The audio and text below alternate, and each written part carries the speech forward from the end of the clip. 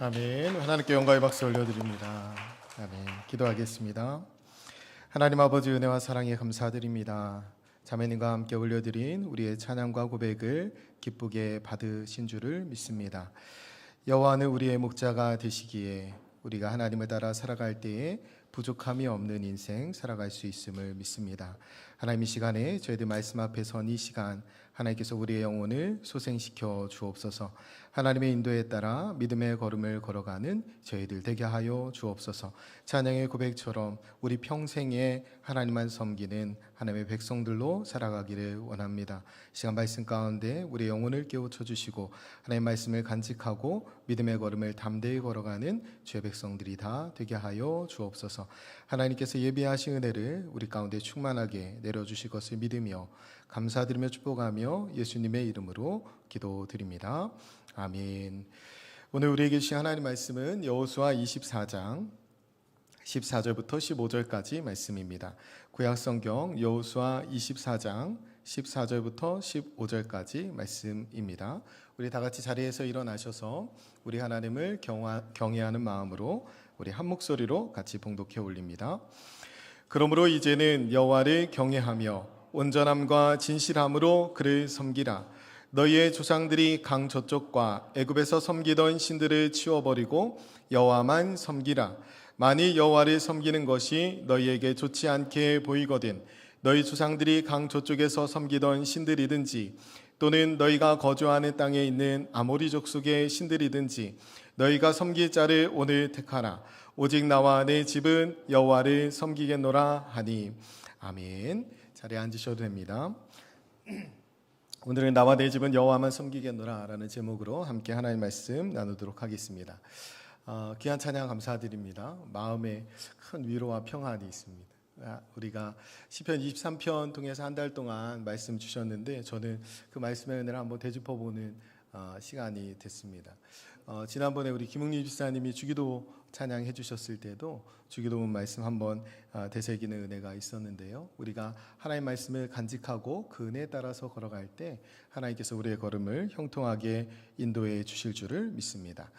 오늘 여호수아서 말씀 우리가 함께 마지막으로 오늘 나누게 되는데요. 여호수아서 22장부터 24장까지 말씀을 우리가 이 한 주간 동안 새벽에 묵상하게 될 텐데 여호수아의 마지막 유언의 말씀이에요. 그리고 오늘 본문이 포함되어 있는 여호수아 24장은 세겜에서 행한 여호수아의 마지막 설교입니다. 만약에 이 설교를 들은 이스라엘 백성들이 이 말씀을 잘 간직했다면 암울한 사사기의 역사가 시작되지 않았을 거예요. 그런데 안타깝게도 이 사사기 역사가 시작되는데 바라기는 오늘 이 말씀을 통해서 저와 여러분이 우리가 속한 가정 안에서 가문과 그 사람들 안에서 이 여호수아와 같은 설교자가 되었으면 좋겠다라는 생각이 들었어요. 우리가 여호수아와 같이 하나님의 경험을 내가 경험한 하나님 경험을 이야기하면서 자녀들을 권면하고 한편으로는 자녀들에게 도전할 수 있는 그런 사람들이 되었으면 좋겠습니다. 우리가 오늘 읽지는 않았지만 이 앞에 1절부터 13절까지의 내용은 여호수아가 경험한 하나님에 대한 내용이에요. 그 하나님을 이야기한 다음에 나와 내 집은 하나님만 여호와만 섬기겠노라 라고 선포하는 겁니다. 1절부터 13절까지 정확히 말하면 3절부터 13절까지인데요. 이 안에 포함되어 있는 하나님은 어떤 하나님이냐면 인도하신 하나님, 이끄시는 하나님, 건지시는 하나님, 그리고 붙여주시는, 넘겨주시는 하나님입니다. 하나님이 여호수아를 인도해 주시고 보호해 주시고 또 여호수아에게 승리를 주셨어요. 그 장면을 이야기하면서 이스라엘 백성들을 권면하고 있는데요. 우리도 마찬가지로 우리 인생에 하나님의 인도하심과 보호하심 그리고 하나님이 우리에게 주셨던 승리들을 이야기하면서 자녀들 믿음으로 권면할 수 있었으면 좋겠어요. 나와 내 집은 여호와만 섬기겠노라. 여러분 이것이 그냥 외침이나 구호로 끝나지 않도록 우리가 삶 가운데 하나님의 경험을 이야기하면서 좋은 설교자들로 섰으면 좋겠습니다. 우리가 가정예배 드리는데요. 우리가 순서지 안쪽에 우리 주보 안쪽에도 가정예배 올려드리는데 주일 예배 본문을 가지고 자녀들과 함께 가정에서 예배할 수 있도록 여러분 넣어드립니다. 오늘 신천사항에도 넣어드렸지만 가정예배를 통해서 은혜를 누리고 간증을 나누는 그런 한 해가 되셨으면 좋겠습니다. 저는 가정 예배가 어려운 시간이 아니라 한마디씩 서로 축복하는 이야기들을 나누고 한 주간에 있을 이야기들을 놓고 일들을 놓고 함께 축복하며 기도하는 시간 가졌으면 좋겠다라고 생각해요. 그리고 더 나아가서 이 가정 예배를 통해서 자연스럽게 부모의 신앙이 부모의 하나님 경험이 자녀에게 자연스럽게 전수되었으면 좋겠습니다. 여러분 우리 모두는 하나님을 믿어요. 여기 하나님을 믿지 않는 분이 와 계시진 않잖아요. 여기 다 하나님을 믿는 분들이 와 있고 함께 예배합니다. 그런데 우리의 신앙의 모습이 다 천차만별이에요. 성경에서도 말씀에서도 누구는 좋은 신앙이 있고 누구는 나쁜 신앙이 있습니다. 누구는 작은 믿음이 있고 큰 믿음이 있어요. 그러니까 우리가 각자 믿는다고 하지만 그 믿음의 모습이 천차만별이라는 거예요. 그 이유는 뭐냐면 우리가 경험한 하나님이 달라서 그래요. 하나님에 대한 알의 크기가 다릅니다. 그리고 하나님을 경험하고 하나님 말씀을 받고 순종하고 훈련한 경험이 달라요. 그래서 결국에는 하나님을 어떻게 아느냐 그리고 하나님을 어떻게 따르느냐에 따라서 우리의 믿음의 모습이 달라지게 되는 거예요. 오늘 제목을 나와 내 집은 여호와만 섬기겠노라 이렇게 했는데 원래 본문에 보면 여호와를 섬기겠노라 이렇게 돼 있잖아요. 그런데 사실 문맥 전체를 보면 택하라라고 이야기하면서 나는 여호와만 섬기겠다라는 거예요. 앞에 14절에 보면 여호와만 섬기라라고 말하잖아요. 그래서 우리가 하나님을 온전히 믿는다는 것은 여호와만 하나님만 섬기는 거예요. 그런데 하나님 외에 다른 것들이 들어오면 그때부터 우리의 믿음이 약해지거나 작아지게 되는 겁니다. 오늘 여호수아를 통해서 우리가 하나님 안에서 온전한 믿음을 회복할 수 있었으면 좋겠어요. 우리가 여호수아가 이렇게 이스라엘 백성들 앞에서 담대하게 믿음을 선포할 수 있는 이유는 무엇일까? 라고 생각해 볼 때 여호수아의 인생을 한번 돌아볼 필요가 있어요. 여호수아가 인생 국면국면마다 하나님을 어떻게 만났길래 오늘 이런 고백들을 할 수 있는가 우리가 살펴볼 수 있는데, 여호수아의 시간, 여호수아가 살아온 삶의 시간들 그리고 삶의 장소들을 되짚어 보면서 우리가 한번 생각해 볼 수 있어요. 여호수아가 청년기를 살고 또 중년기, 노년기를 살았습니다. 근데 각 지역이 달라요. 청년기에는 어디에서 살았죠? 청년기에는 애굽에서 살았습니다. 그리고 중년기는 광야에서 살았어요. 그리고 노년기는 이 가나안 땅에서 살았습니다. 여러분, 여호수아와 갈렙만 이 모든 지역에서 살았어요. 출애굽 1세대가 불순종으로 광야에서 다 죽었기 때문에 여러분, 애굽과 광야와 가나안을 다 경험한 사람은 여호수아와 갈렙밖에 없어요. 여호수아가 이 애굽의 삶을 경험했고 출애굽을 경험한 거예요. 10가지 재앙을 통해서 하나님이 이루신 기적적인 출애굽의 역사를 여호수아는 직접 경험했습니다. 출애굽을 직접 했어요. 그리고 홍해도 직접 건넜어요. 광야에 40년을 걸어왔고, 그 다음에 광야에서 가나안 땅을 들어올 때 요단을 멈추게 하고 요단강을 멈추게 하신 하나님의 역사를 직접 보았죠. 그리고 넘어와서 가나안 땅에 들어왔을 때 여리고성을 무너뜨린 하나님의 승리도 경험했습니다. 그러니까 여호수아는 인생의 국면국면마다 하나님만 섬길 때 주셨던 승리를 경험했어요. 그런가 하면 여호수아가 설교에 포함해서 말하지는 않지만 승리도 경험했지만 패배와 실패도 경험했습니다. 여호수아의 불순종은 아니었지만 여호수아와 갈렙은 정탐하고 온전한 보고를 했고 하나님 앞에 믿음 있는 보고를 했지만 이스라엘 백성들은 그것을 믿음으로 받지 못했어요. 그래서 불순종했고 결국에는 그들이 40년을 더 광야를 떠돌게 됩니다. 그것이 여호수아가 경험한 실패의 모습이에요. 또 가나안 땅에 들어와서 여리고성은 큰 승리를 거두었지만 그 다음 아이성에서 불순종으로 인해서 큰 패배를 경험합니다. 그러니까 하나님만 섬기지 않았을 때, 하나님만 믿지 않았을 때 경험한 실패와 패배도 있어요. 그러니까 여호수아는 그의 인생의 국면에서 하나님만 섬길 때는 승리를 주셨고 하나님만 섬기지 못할 때는 패배를 주셨던 경험들을 가지고 있습니다. 여러분, 청년기에 출애굽할 때 애굽에 있었다고 말씀드렸는데 이렇게 생각했을 거예요. 애굽에서 이 종살이만 벗어나면 좀 살만하겠다. 그렇게 생각했을 거예요. 결국에 하나님이 출애굽시켜 주시고 종살이를 벗어났는데 이 새로운 삶이 시작되는데 그게 광야 생활이에요. 유리하고 방황하는 삶이 시작된 겁니다. 이 광야 생활, 이 불안한 광야 생활만 끝나면 좀 괜찮겠다. 그 광야 생활 지나서 어디로 가요? 가나안으로 들어가는데 적들이 가득 있습니다. 생사를 넘나드는 전투를 치러야 돼요. 이 과정에서 여호수아가 무엇을 깨달았을까요? 여호수아가 지금 애굽에서 있어보고 광야에서도 있어보고 가나안에도 있어봤어요. 하나님이 약속하신 적과 꿀이 흐르는 가나안 땅이었잖아요. 근데 거기에 적이 가득했어요. 여호수아가 이 지역들을 국면 시간에 따라 지나면서 깨달은 것은 뭐냐면 그가 어떤 모습으로 어떤 지역에 살아가는 것이 중요한 것이 아니라 하나님과 함께하는 것이 중요하다는 사실을 깨닫게 됩니다. 가나안 땅이 적과 꿀이 흐르는 땅이 되는 것은 하나님이 함께하실 때 가능한 거예요. 그래서 여호수아가 지금 애굽에서의 삶은 어쩌면 고된 삶이죠. 종살이의 삶이니까. 광야의 삶은 유리하고 방황하는, 그러니까 한 치 앞도 모르는 불확실한 미래 가운데 놓여 있는 삶이 광야의 삶입니다. 마지막 가나안 삶은 그야말로 생사를 넘나드는 치열한 삶의 여정이 가나안의 삶이에요. 오늘 여러분들께서 오늘 하나님 앞에 나와 예배하실 때 어떤 모습으로 나오셨는지 모르겠어요. 고되고 어려운 삶 가운데 낙심하신 분도 있을 거고, 또 삶의 어려움 때문에 혹은 불확실한 미래 때문에 불안과 두려움을 안고 예배의 자리에 있는 분도 있을 거예요.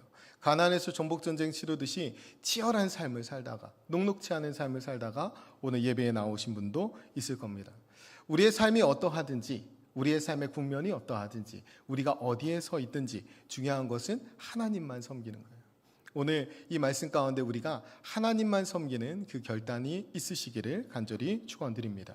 하나님만 붙드셔야 돼요. 하나님만 의지하셔야 됩니다.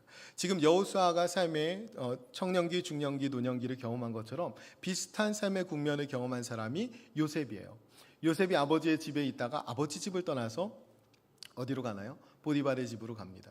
그 다음에는 보디발의 집에서 종살이를 하죠. 그 다음엔 감옥에 갑니다. 옥살이를 하죠. 그 다음에 왕궁에 가요. 거기서 총리로 살아요. 요셉이 이 세 가지 국면을 쭉 거치면서 하나님이 요셉과 늘 함께 하셨으므로 요셉이 형통했다고 기록하고 있어요. 어디에서나.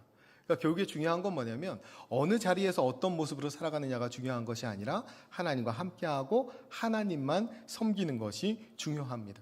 우리가 하나님과 동행하는 믿음이 필요해요.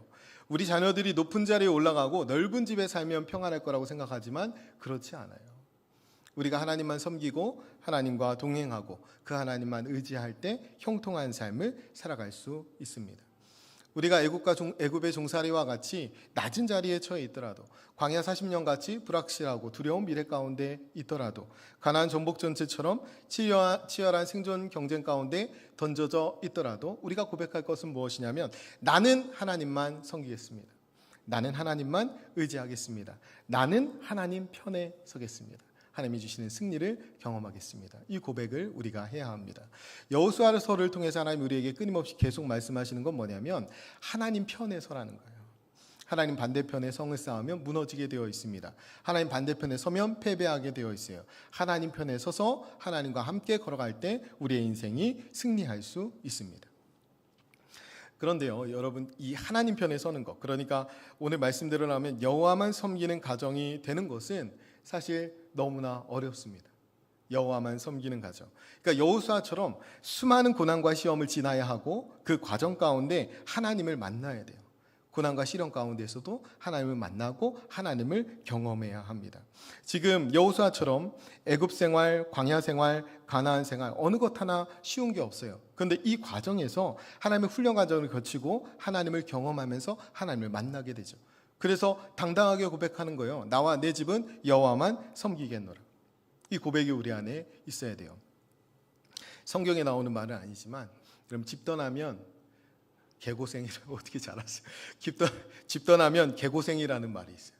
여러분, 고난이 그 고생으로 끝나면 억울합니다. 고난이 있는데 그것 때문에 원망하고 불평하고 저주하다가 끝나버리면 그거 헛고생하는 거예요. 그런데 고난이 있지만 그 고난을 통해서 하나님을 경험하게 되면 그것은 축복이 됩니다. 우리가 고난이 그냥 헛고생으로 끝나지 않기 위해서는 집을 떠나도 늘 하나님과 함께 해야 돼요. 여러분, 요셉이 집을 떠났습니다. 그 다음에 어디에 가요? 보디발의 집에 가고 감옥에 가고 왕궁에 갑니다. 그런데 요셉이 늘 형통해요. 왜 그러냐면 집을 떠나서도 하나님과 함께 했기 때문에 그렇습니다. 그래서 요셉의 고난은 고생으로 끝나지 않아요. 요셉은 고난 가운데 하나님을 경험합니다. 하나님의 은혜를 깊이 경험해요. 그래서 원수 같은 형들 앞에서 요셉이 이야기하잖아요. 하나님의 경험을 이야기합니다. 하나님의 은혜를 이야기해요. 그래서 성경은 이 요셉의 전체의 삶을 한 단어로 요약하기를 형통으로 요약합니다. 우리가 하나님과 함께하면 형통한 삶을 살 수 있어요. 그래서 하나님과 함께하는 그리스도인의 삶은 집 떠나면 개고생이 아니라 집을 떠나도 형통합니다. 그러니까 어디에 있든지 하나님과 함께 걸어가는 것이 중요해요. 그래서 우리가 기도할 때 하나님, 어떤 상황에도 내가 하나님과 함께하게 해주십시오. 어떤 상황에도 하나님 편에 서게 해주십시오. 어떤 상황에서 어디에서도 하나님 붙들게 해주십시오 라고 기도해야 합니다. 오늘 여호수아는 나는 여호와만 섬기겠다 이렇게 하지 않고 나와 내 집은 여호와만 섬기겠다 이렇게 말합니다. 그러니까 우리가 기도할 때 하나님, 내가 하나님만 붙들게 해주십시오 이렇게 기도하고 더 나아가서 하나님, 나와 우리 집이, 우리의 자녀들이, 우리의 가족이 하나님 붙들게 해주십시오. 하나님 의지하게 해주십시오. 하나님만 섬기게 해주십시오. 그렇게 기도해야 합니다. 우리는 하나님을 선택해야 되고 하나님을 붙들어야 돼요. 언제 어디서든 어떤 상황에서든 하나님 편에 서는 저와 여러분 되시기를 간절히 축원드립니다. 오늘 14절 말씀을 한번 같이 읽겠습니다. 우리가 14절 말씀 함께 같이 읽습니다. 그러므로 이제는 여호와를 경외하며 온전함과 진실함으로 그를 섬기라. 너희의 조상들이 강 저쪽과 애굽에서 섬기던 신들을 치워버리고 여호와만 섬기라. 아멘. 여호수아가 권면하는 거예요. 그 우상을 치워버리고 여호와만 섬기라라는 거죠. 그래서 하나님만 섬기라는 말을 이 14절에 구체적으로 뭐라고 말하냐면 경외함으로 섬겨라. 그리고 온전함과 진실함으로 섬겨라. 이렇게 말합니다. 첫 번째로 경외함으로 섬겨야 돼요. 경외함은 하나님을 두려워하는 마음입니다. 하나님을 두려워하는 마음이 우리 안에 있어야 돼요. 여러분, 하나님 두려워하면 죄를 짓겠습니까? 우리가 하나님을 두려워하지 않으니까 죄를 짓는 거예요. 그냥 마냥 좋은 분으로만 생각하는 거죠. 좋은 분이 맞긴 맞는데. 여러분, 요한일서에 보면 하나님은 사랑이시라 이렇게 나와요. 하나님은 사랑이세요. 우리가 감히 흉내낼 수 없는 사랑으로 우리를 품어주십니다. 그런데 요한일서에서 동일하게 하나님 뭐라고 정의하냐면 하나님은 빛이시라 이렇게 정의합니다. 하나님 빛이시기 때문에 어둠을 조금도 용납할 수 없으신 하나님이십니다. 죄를 조금도 용납할 수 없어요. 여러분 십자가에는 우리를 향한 지극한 사랑이 담겨있는 동시에 죄를 용납하시지 못하는 하나님의 공의가 담겨 있습니다.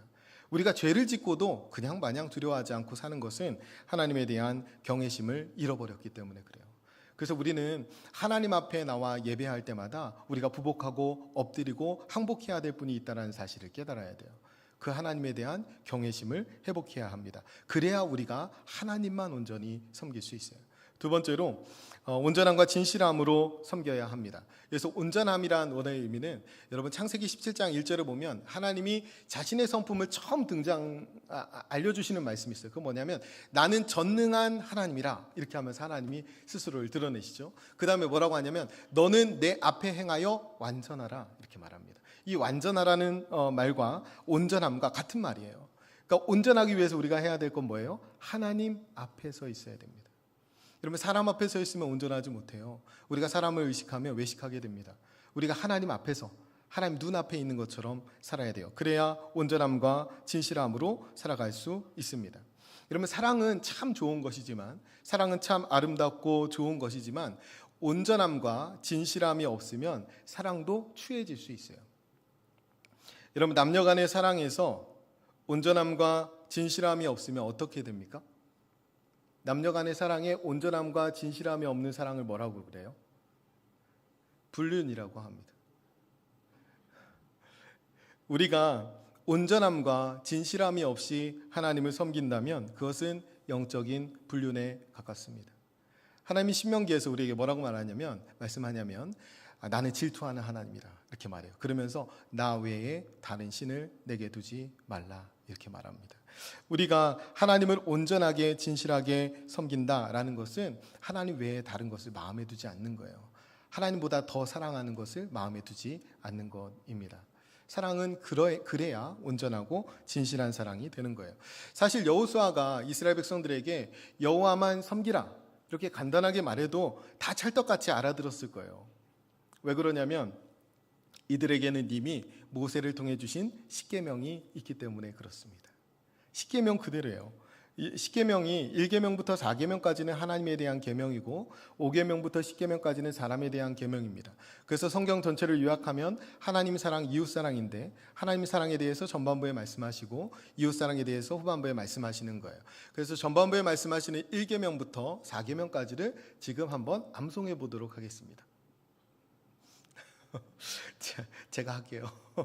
여러분 이거 쉽게 하시는 전에 한번 말씀드린 적이 있는데 1, 2, 3, 4 이렇게 외우시면 돼요. 1절 다른 신을 내게 두지 말라. 2, 이상한 우상을 만들지 말라. 3, 삼가 여호와의 이름을 망령되이 일컫지 말라. 4, 사사로이 안식일을 지키지 말라. 이렇게 외우면 금방 외울 수 있어요. 한번 해볼까요? 하나하나 사실 오늘 설교는 십계명 설교이기도 해요. 그래서 한 계명 한 계명을 우리가 한번 살펴보면서 말씀 나눠보도록 하겠습니다. 첫 번째 제1계명은 너는 나 외에 다른 신을 내게 두지 말라. 이것이 첫 번째 계명이에요. 여러분 여호수아가 경험한 하나님은 어떤 하나님이냐면 인도해 주시고 보호해 주시고 승리를 주시는 하나님입니다. 자신들을 책임져 주시는 하나님이에요. 우리에게는 마찬가지예요. 오늘 너희는 선택하라 이렇게 하지만 우리 선택 못해요. 이미 선택을 받았어요. 하나님이 우리를 선택하는 거지 우리가 하나님을 선택하는 게 아니에요. 이스라엘 백성들에게 하신 하나님의 역사를 3절부터 13절까지 이야기하는데 3절에 제일 처음 어떻게 시작하냐면 아브라함을 택하여 부르신 이야기부터 시작합니다. 그러니까 하나님이 우리를 먼저 택하여 부르셨어요. 그리고 하나님 우리를 구원하시고 자녀 삼아주시고 백성 삼아주시고 우리의 인생을 책임져 주십니다. 그러니까 하나님만 섬겨야 하는 거예요. 나 한 사람이 하나님을 섬기지 않는다고 하나님이 손해보실 게 있어요? 없어요. 그러나 나를 부르시고 택하신 하나님 섬기지 않으면 내가 손해보죠. 내가 하나님 온전히 믿지 못하면 내가 허망하게 인생을 지옥에서 마칠 수 있습니다. 그래서 우리가 하나님만 섬기는 이유는 뭐냐면 하나님 우리를 먼저 부르시고 택하시고 자녀 삼아주시고 백성 삼아주시고 우리의 인생을 책임져 주시기 때문에 하나님 섬겨야 하는 거예요. 하나님 우리 인생 책임져 주시기 때문에 우리 자녀들이 왜 예배 잘 드려야 합니까? 우리 자녀들이 왜 하나님 섬기는 삶 살아야 돼요? 우리 자녀들의 인생도 우리 하나님께서 책임져 주시기 때문에 그렇습니다. 이게 첫 번째 계명이에요. 두 번째는 너를 위하여 새긴 우상을 만들지 말라. 이것이 두 번째 계명입니다. 여러분 출애굽기 20장 23절에 보면 이렇게 말씀해요. 너희는 나를 비겨서 은으로나 금으로나 너희를 위하여 신상을 만들지 말고. 우리가 우상이라고 하면 제일 먼저 타종교에 있는 그런 거 생각해요. 그래서 이상한 사람들 그 예전에 불상에 목을 잘라놓고 이런 사람도 있었잖아요. 제가 예전에 예산에 있을 때는 그 수덕사에 이렇게 그 기와장에 수덕사 무너져라 이렇게 쓴 이상한 사람들도 있었어요. 우리가 우상은 그런 것도 우상일 수 있지만 하나님이 경계하시는 우상은 그런 게 아니고 하나님을 새겨서 만든 우상을 말하는 거예요. 나를 새겨서. 이스라엘 백성들이 이것을 잘했어요. 잘 만들었어요. 그게 뭐였어요? 금송아지를 만들었어요. 하나님 말씀 받으러 간 이 모세를 기다리는 동안에 우리 하나님을 만들자. 그러면서 금으로 금송아지를 딱 만들고 이게 우리 하나님이다 이렇게 말해요. 왜 금으로 만들었겠어요? 그들의 욕심과 욕망을 투영해서 만든 것입니다. 여기에서 하나님이 나를 만들어서 우상 만들지 말라 이 말은 하나님은 영이신 하나님이라는 거예요. 그런데 우리는 영이신 하나님과 더불어 하나님 앞에서 온전한 삶을 살기보다 하나님을 여기다 딱 가둬놓고 싶어요. 그래서 오늘 이렇게 예배하실 때는 우리가 하나님을 경외하는 것 같고 온전함과 진실함으로 하나님을 섬기며 예배합니다. 그런데 예배당을 나서서 세상 속에 갔을 때는 하나님과 무관한 삶을 살아간다는 거예요. 그것은 하나님을 여기에만 계신 분으로 우리가 착각하는 거죠. 하나님을 우상으로 새겨서 만들지 말라라는 것은 하나님은 어디에나 계신 무소부재하신 하나님이시라는 거예요. 우리가 늘 고백하기를 영과 진리로 예배하겠다고 고백하지 않습니까? 영과 진리로 예배하는 것은 영이신 하나님, 어디에나 계신 하나님과 동행하면서 그 하나님 앞에서 진리의 삶을 살고 그 삶을 가지고 나와서 예배하겠다는 고백이에요. 우리가 여기에서만 온전한 삶을 살아가는 것이 아니라 어디에서든 영이신 하나님 앞에서 온전한 삶을 살아가야 합니다. 그것이 온전함과 진실함으로 하나님을 섬기는 거예요. 그러니까 하나님을 시공간에 가두어 두는 것이 우상 숭배예요. 근데 이스라엘 백성들이 금송아지를 하나님으로 만들기 전에 어디에서 먼저 그것을 만들어야 되냐면 마음속에서 그것을 만들어야 돼요. 우리가 우상 숭배는 어디서부터 시작되냐면 마음속에서부터 시작돼요. 우리가 하나님은 하나님의 모습을 계시해 주시기를 말씀을 통해서 우리에게 계시해 주시는데 그래서 우리가 말씀을 읽고 묵상하고 말씀 가운데 하나님을 만나야 됩니다. 오늘 말씀에서도 여호수아가 중요한 것이 아니라 여호수아에게 행하시는 하나님이 중요해요. 그래서 그 하나님을 만나야 돼요. 그런데 우리는 우리 마음대로 우리의 욕심과 욕망을 투여해서 하나님 상을 만들어내길 좋아합니다. 나한테만 잘해주시는 분, 내 뜻대로만 움직여주시는 분, 그렇게 마음속에 내가 가지고 있는 그 상이 우상이 될 수 있어요. 우리의 타락한 마음으로 빚어내는 그 모든 투영하는 형상들이 우상이 될 수 있습니다. 이것을 조심하라는 거예요. 이것이 두 번째 계명입니다. 세 번째 계명은 너는 내 하나님 여호와의 이름을 망령되게 부르지 말라. 여러분 전도서 5장 2절에 보면 너는 하나님 앞에서 함부로 입을 열지 말며 급한 마음으로 말을 내지 말라. 하나님은 하늘에 계시고 너는 땅에 있음이니라. 그런즉 마땅히 말을 적게 할 것이라. 아멘. 하나님 이름 함부로 부르지 말라는 거예요. 하나님 이름 부르고 헛된 기도 드리지 말라는 거예요. 우리가 정말로 하나님을 경외한다면 말부터 조심해야 됩니다. 우리가 동방예의지국이잖아요. 지금 별로 그런 것 같지는 않지만 요즘에 아버지 성함이 어떻게 되시냐? 그럼 아마 저희 아들은 박범석인데요. 이렇게 얘기할 거예요. 예전에 어떻게 말했나요? 범자 석자 쓰십니다. 더 좀 격식을 갖춘다면 법범자에 주석석자 쓰십니다. 이 정도 얘기했어요. 요즘엔 그런 거 없죠. 그러니까 이 망령되이 일컫기 시작했다는 거예요. 그런데 육신의 부모 이름도 그렇게 조심스럽게 불렀다면 하나님의 이름, 하물며 하나님의 이름을 우리가 경외함으로 불러야 합니다. 인쇄술이 발달하기 전에 성경을 읽기에 필사했잖아요. 사본을 만들었잖아요. 그 사람들이 서기관이라고 하는데 이 서기관들이 이 말씀을 필사하다가 하나님의 이름이 나오면 가서 목욕 체계를 하고 목욕을 하고 다시 와서 썼다는 거예요. 여러분 오늘 14절 15절 두 절 읽었는데 하나님 이름이 몇 번 나옵니까? 여호와만 섬기라 4번 나와요. 그러니까 이 두 절을 쓰려면 목욕을 몇 번 해야 돼요? 4번 해야 돼요. 그만큼 하나님의 이름 앞에 두렵고 떨리는 마음으로 서 있었다라는 것입니다. 그런데 우리가 하나님의 이름을 함부로 부르고 그 이름 앞에 아무거나 내 욕심, 욕망을 투영해서 기도드리는 것, 그런 것들을 어렵지 않게 우리가 하고 있다라는 거예요. 우리가 기도한 다음에 예수님의 이름으로 기도합니다라고 하는 것은 우리가 아무 말이나 하고 나서 예수님의 이름으로 기도합니다 하면 하늘로 쑥쑥 올라간다고 생각하면 진짜 엉뚱하게 잘못 생각하는 거예요. 우리는 죄인이라서 하나님 앞에 바로 고할 수 없지만 우리의 죄를 대신해 주신 예수 그리스도의 이름으로 기도드리오니 하나님 우리의 기도를 받아달라는 의미입니다. 그렇기 때문에 예수님의 이름에 걸맞는 기도를 올려드려야 돼요. 예수님의 이름으로 기도한다면서 엉뚱한 기도를 하면 안 됩니다. 그 이름에 걸맞는 기도를 해야 돼요. 앞에 여기 편의점 있잖아요. 저희 아들이 단골인데 언젠가는 뭐가 없다 외상도 하고 온 적이 있더라고요. 그래서 저희 아들이 가서 외상을 하는데 물론 저 때문에 외상을 해주겠죠. 그렇죠? 저를 보고 제 이름을 보고 그래서 가서 제 아버지 이름으로 달아놓고요. 그 소주 5병만 주세요. 이렇게 하면 어떻게 되는 겁니까?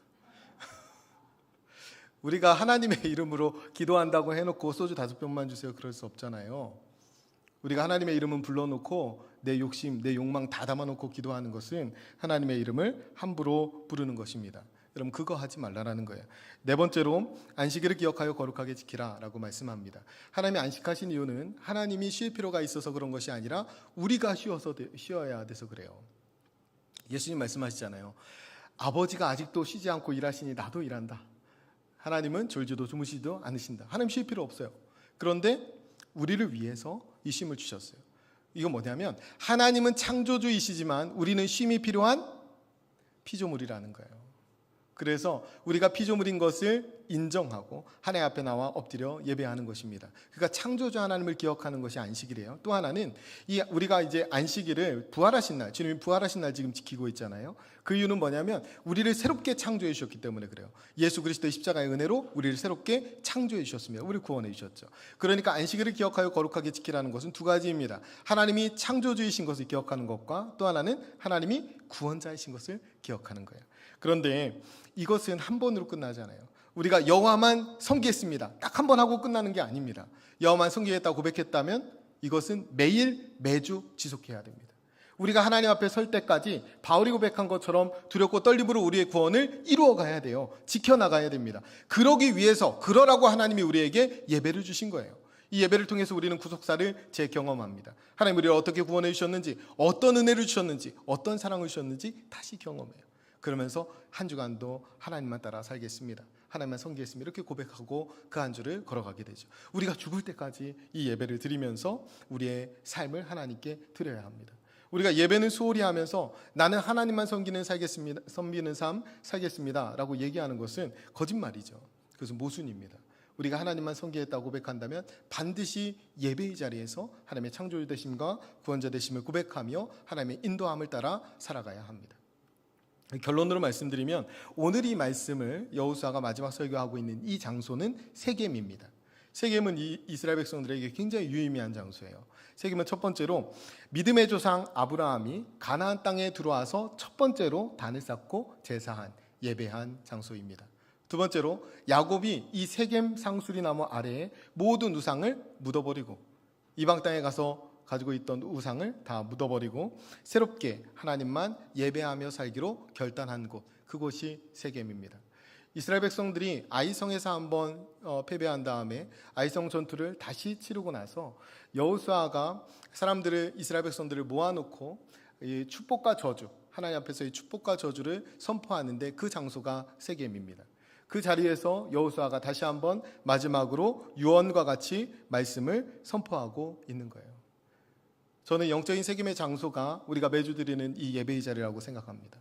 이 자리에서 하나님이 축복의 저주의 말씀들을 우리에게 주십니다. 하나님에 따르면 승리를 주시고 하나님 따르지 못하면 패배하게 되면 우리가 다시 한번 깨닫게 되는 거예요. 그래서 우리가 다시 결단해야 되죠. 현실이 막막하고 앞날이 두렵다면 예배를 회복해야 됩니다. 하나님을 더 붙드셔야 돼요. 믿음을 회복하고 우리 인생을 인도하고 보호하시고 우리에게 승리를 주시는 분이 하나님이심을 믿는다면 하나님 편에 서기를 결단해야 합니다. 우리가 예배의 자리에서 이 결단을 해야 돼요. 그리고 우리 자녀들의 앞날이 걱정이 된다면 우리 자녀들을 위해서 예수님의 이름으로 기도하고 우리 자녀들을 하나님께 맡겨드려야 합니다. 하나님만 섬기는 자녀들로 길러내야 돼요. 우리 자녀들에게 신앙을 잘 전수해 주어야 합니다. 그래서 믿음의 족적을 남기는 것이 어쩌면 가장 좋은 권면이고 가장 좋은 설교입니다. 그래서 부모가 믿음의 걸음을 잘 걸어가고 하나님만 섬기는 믿음의 걸음을 잘 걸어가고 그것을 자녀들에게 보여주어야 합니다. 우리가 15절 말씀 마지막으로 한번 같이 읽겠습니다. 우리가 15절 말씀 같이 읽습니다. 만일 여호와를 섬기는 것이 너희에게 좋지 않게 보이거든 너희 조상들이 강 저쪽에서 섬기던 신들이든지 또는 너희가 거주하는 땅에 있는 아모리 족속의 신들이든지 너희가 섬길 자를 오늘 택하라. 오늘 나와 내 집은 여호와를 섬기겠노라 하니. 아멘. 여기 이렇게 나오죠. 너희 조상들이 강 저쪽에서 섬기던 신들이든지. 여러분, 이 말씀을 듣고 있는 이들이 강 저쪽에서 섬기던 신들을 어떻게 알 수 있습니까? 여러분, 애굽에 살던 출애굽 1세대들은 다 죽었는데 그래서 이들은 애굽을 한 번도 경험해 본 적이 없는 2세대들인데 어떻게 이들이 강 저쪽에 섬기던 신들을 알 수가 있어요? 너희 조상들이 강 저쪽에서 섬기던 신들, 그의 부모가 출애굽을 하고도 그 신들을 붙잡고 있었기 때문에 그렇습니다. 그 신들을 숨기고 있었기 때문에 그 자녀들이 그 신들을 보는 거예요. 아는 겁니다. 부모가 하나님을 믿는다고 하면서 하나님을 온전히 따르지 못하고 세상의 우상을 여전히 붙들고 살아가면 그것은 반드시 자식에게 영적으로 영향을 끼치게 되어 있습니다. 그래서 우리가 하나님만 섬기는 믿음의 족적을 남기는 것이 너무너무 중요합니다. 우리가 오직 나와 내 집은 여호와만 섬기겠습니다. 이 결단을 해야 돼요. 하나님 앞에서. 그리고 언제 어디서든 어떤 상황에서든 나는 하나님만 붙들겠습니다. 하나님만 의지하겠습니다. 하나님 편에만 서겠습니다. 그래서 하나님이 주시는 승리를 경험하겠습니다. 그리고 그런 승리의 삶을 우리 자녀들에게 전수해 주겠습니다. 그 결단을 오늘 우리가 해야 합니다. 저와 여러분이 어떤 상황에서도 하나님만 섬기는, 그래서 하나님만 의지하고 살아가는 믿음의 사람들 되시기를 간절히 축원드립니다. 기도하겠습니다. 오늘 기도할 땐 두 가지인데요. 첫 번째로 삶의 현실이 어떠하든 하나님만 섬기는 삶을 살게 해 주옵소서. 하나님만 붙들고 하나님만 의지하게 해 주옵소서. 두 번째로 하나님을 경외함으로 섬기게 해 주옵소서. 온전함과 진실함으로 하나님을 섬기며 살아가는 믿음의 백성들이 되게 하여 주옵소서. 오늘 주신 말씀들 마음에 결단하면서 함께 통성으로 기도하겠습니다. 기도합니다. 참 좋으신 아버지 하나님 감사합니다. 하나님, 오늘도 믿음의 권속들이 주님 앞에 나와 하나님 앞에 기도하게 하시고 말씀 듣게 하시니 감사합니다. 하나님, 삶의 현실이 어떠하든 하나님만 섬기는 삶을 살아가는 저희들 되게 하여 주옵소서. 하나님만 붙들고 하나님만 의지하게 주옵소서. 우리가 애굽 종살이처럼 낮은 자리에 있더라도, 광야 40년처럼 만막한 현실 앞에 놓여 있더라도, 가나안 정복 전쟁처럼 치열한 생존 경쟁에 던져져 있더라도 나는 하나님만 섬기겠습니다. 우리는 하나님만 함께 하겠습니다. 그렇게 고백하며 하나님 편에 서서 하나님이시는 승리를 경험하는 믿음의 백성들이 다 되게 하여 주시옵소서. 하나님을 경외함으로 섬기기를 원합니다. 온전함과 진실함으로 하나님을 섬기는 믿음의 백성들이 되게 하여 주시옵소서. 하나님을 향한 경외심을 회복시켜 주시고 두렵고 떨며 하나님만 섬기며 살아가는 믿음의 사람들이 되게 하여 주옵소서.